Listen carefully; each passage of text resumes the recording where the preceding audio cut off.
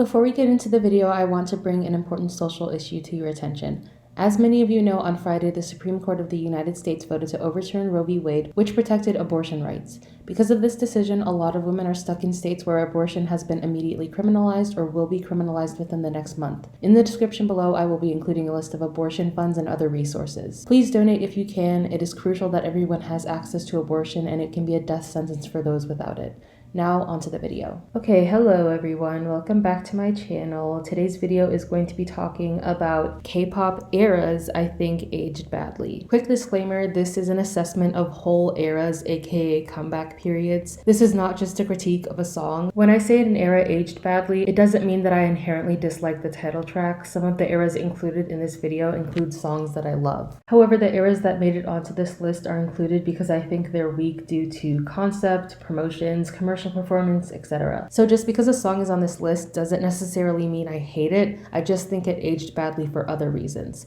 Now let's get into the video. First up is RBB by Red Velvet. I can't even talk about this era anymore without cringing. This had the potential to be one of Red Velvet's most iconic comebacks to date. The girls were singing like rent was due the next day. The concept was unique. It appealed to people who were still on the girl crush wave of 2018 without explicitly being girl crush. And the mini album was so good. And you know whose fault it is that this comeback didn't do the numbers it could have?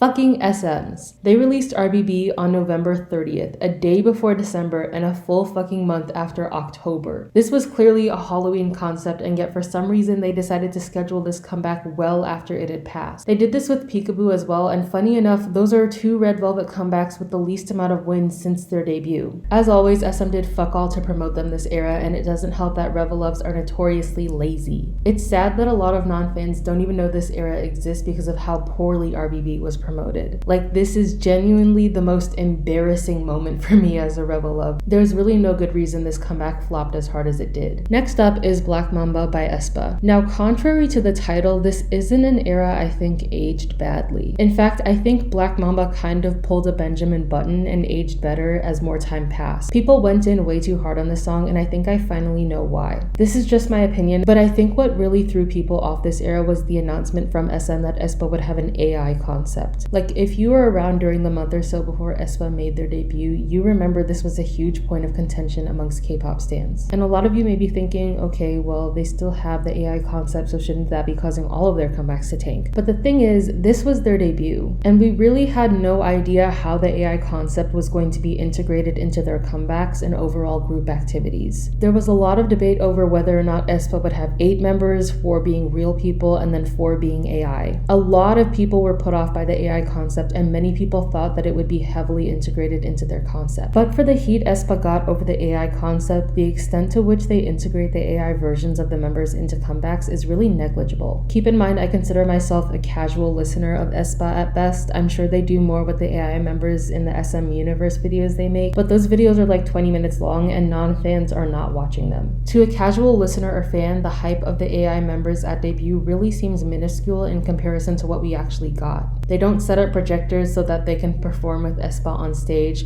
We only see flashes of them in their music videos. To anyone who doesn't hardcore stan aespa, the AI concept is just a weird fun fact about the group. But because at the time Black Mamba was released, we didn't know to what extent the AI concept would be used, people immediately wrote off their debut as bad. And the teasers they dropped leading up to it really didn't help.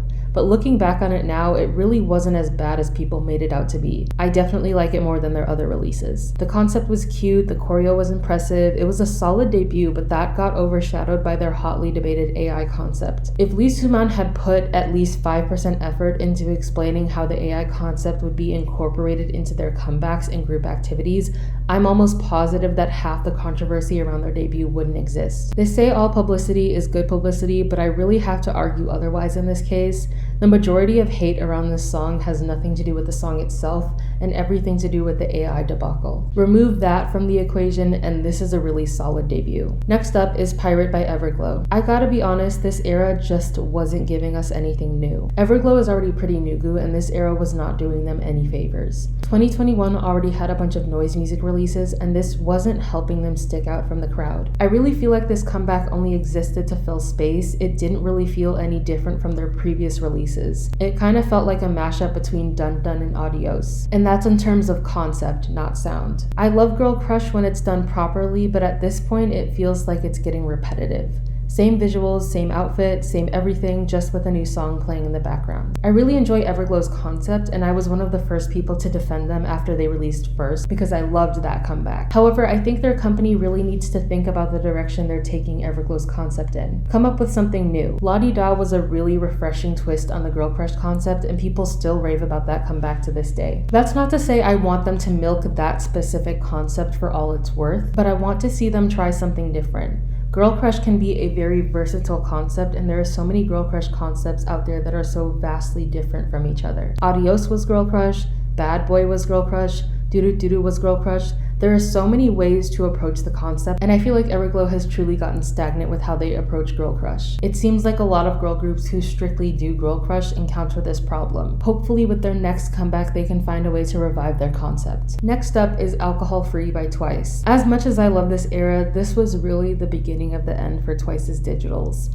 Also, everyone who insisted they wanted Twice to try something new was clearly lying. Instead of a fast-paced, heavily dance-based track, they gave you all a laid-back, samba-inspired song of the summer, and you all hated it. For a while, a lot of people pretended like they wanted Twice to mix it up, especially after More and More, because a lot of people said it felt like fan service, which I don't completely disagree with. However, Twice has become synonymous with dance-paced, high-energy title tracks, and I really don't think a lot of you were ready for them to step out of that sound. This was even an appeal to people who weren't really digging Twice's newer, more mature concept, as it was reminiscent of Dance the Night Away, and it still flopped. At the time, I honestly felt like one of the only people who liked this song. It got so much backlash simply because it wasn't as high energy as their previous releases. And like I said, this was really when Twice's digitals domestically started to take a nosedive. Even 4th gen groups were out charting them badly. I love this comeback, but I can't deny it did serious damage to the GP's interest in Twice releases. Hopefully it's not permanent. And last we have Why Not by Luna. I've spoken in detail about my disdain for this comeback, and I feel like we're far enough removed from this release that I won't get jumped like I did back in 2020 for this opinion. This comeback was bad.